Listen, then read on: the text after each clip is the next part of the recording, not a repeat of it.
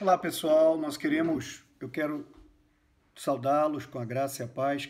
Estou começando aqui a aula de Teologia Sistemática 1, como eu havia prometido, dando continuidade. Vamos falar dos atributos de Deus. Então, dentro de teontologia, os atributos de Deus eles se dividem em duas fases, em duas etapas, né? Em duas divisões, se podemos falar assim. Os atributos incomunicáveis e os atributos comunicáveis. Os incomunicáveis, eles evidentemente traduzem a perfeição divina, né? Ou seja, eles não encontram seus respaldos, suas correspondências nas criaturas. E são eles: a autoexistência de Deus, ou seja, Deus existe em si mesmo, ele não nasceu de ninguém, ele vem de si mesmo, não depende de nada para existir. O que existe vem dele, mas ele não vem de ninguém. Ele se auto-existe, ele está nele, na sua existência, e não há outro ser que o tenha gerado, né? Ou seja, quando ele falou para Moisés, ele disse: eu sou o que sou. Ou seja, ele é senhor de si mesmo, senhor do tempo, e ele se auto, como o texto já redunda, ele se auto-existe, né? Não tem outra maneira de explicar. Segundo, dentro dos atributos incomunicáveis, o segundo deles é a imutabilidade. Ele é imutável, né? O texto categoricamente diz. Ele diz, falando a Israel, ele diz: o Senhor teu Deus, eu sou o Senhor teu Deus, eu não mudo, né? Então, para que o povo soubesse da sua capacidade imutável de ser. Segundo aspecto, a imutabilidade divina. Ele não muda. Ele não sofre ações do tempo, das circunstâncias, das emoções, dos homens, das suas reações. Ele não muda. Ele não sofre essa metamorfose, né? A gente costuma mudar emocionalmente, fisicamente, pela nossa finitude, uma série de coisas. Deus não, ele não muda. Terceira é a sua, já falei da imutabilidade, agora a sua infinitude, né? Tudo que pertence ao ser do Senhor, ou seja, tudo que pertence a ele não tem limite, é infinito, né? Então ele, como diz o próprio texto, os céus e até os céus dos céus não te poderiam conter, né? O texto diz isso, numa expressão assim bem clara e abreviando o texto. Então, a própria existência não contém Deus. Ele tem domínio sobre tudo, mas o tudo não o domina, não o contém. Glória a Deus por isso. Quarto aspecto é a sua onipotência, né? Ele tem todo o poder.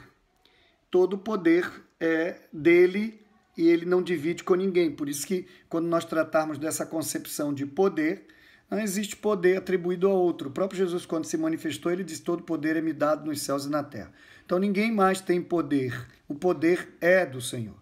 Astúcia, manipulação e etc., ou qualquer outra reação podem estar ligadas a outro ser, mas não o poder. O poder, em sua essência, é do Senhor. Tá bom? Então, é preciso que nós tenhamos essa concepção. Quando o Senhor se manifesta a Abraão, por exemplo, ele diz: eu sou o Deus Todo-Poderoso, anda em minha presença e ser perfeito. A quinta, né, o quinto item, né, é a onisciência. Deus tem todo o conhecimento.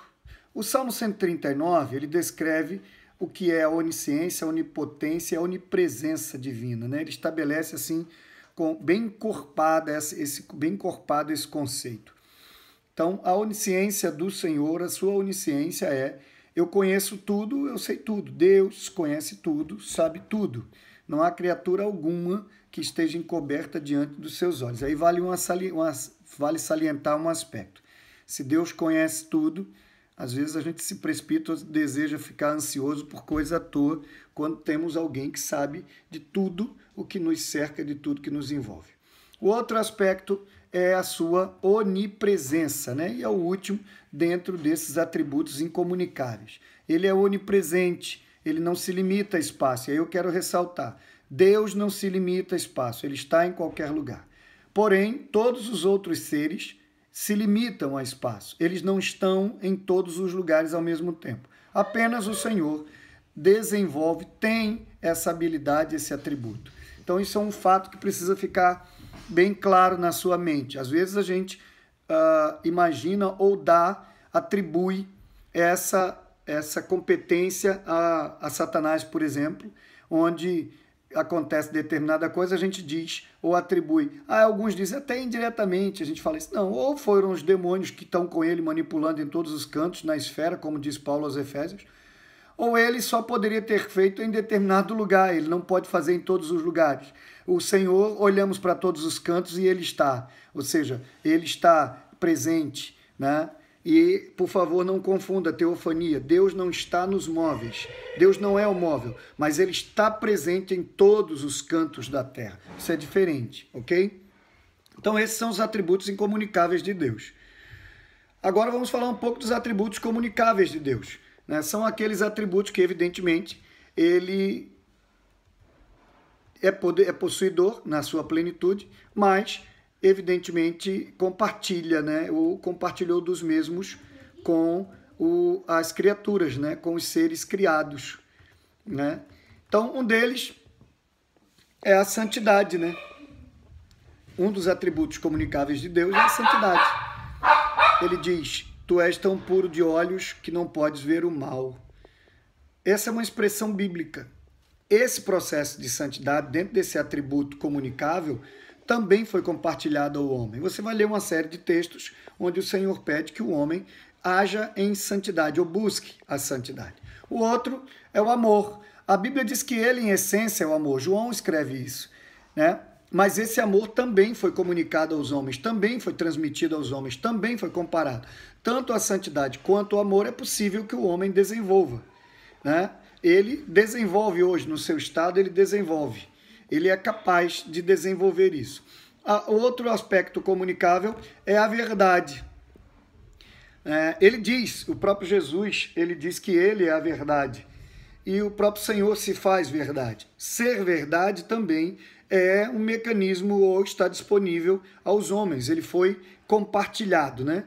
Ele foi deixado à mercê ou à disposição do homem para que se fizesse uso.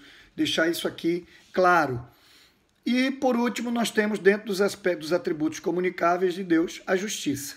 O Senhor, ele é a justiça, né? O tzidkenu, como a gente pode dizer.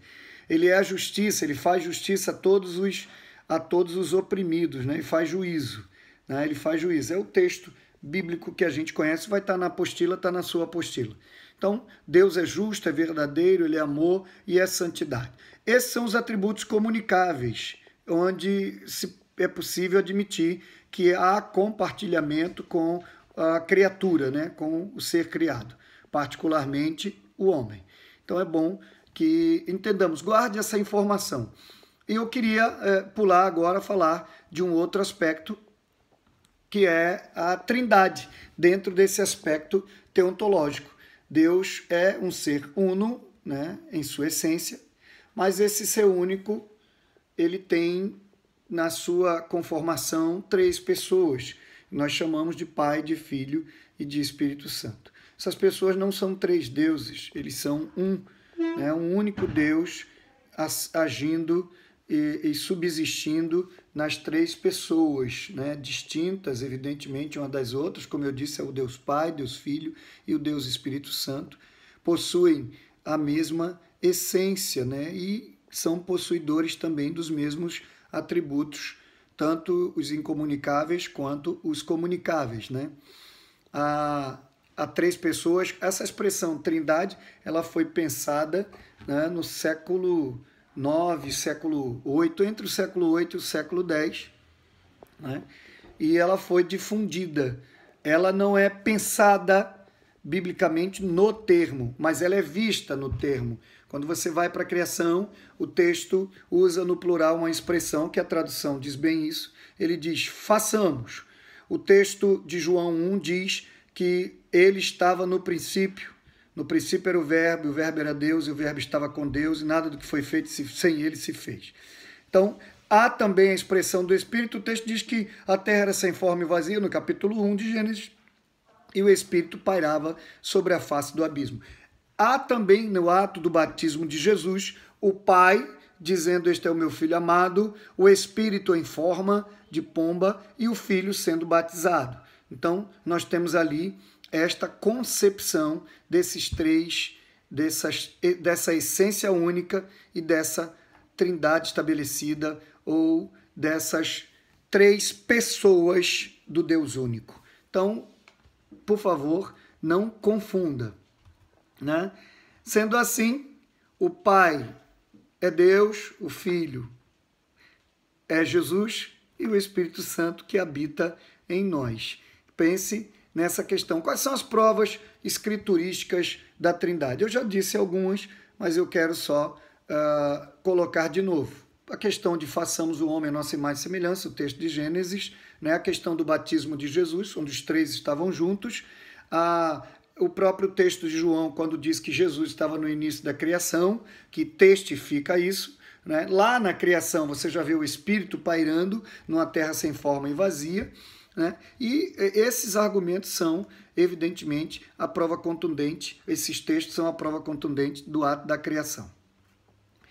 Por último, a gente vai falar hoje, neste momento, nesse nosso encontro, da obra de Deus, né? A criação, a material e a criação espiritual. O texto diz que Deus chamou à existência todas as coisas, tanto as visíveis como as invisíveis, pela palavra do seu poder, né? Então a gente vai discutir isso mais adiante. Guarde essa expressão e a gente volta logo depois. Um abraço.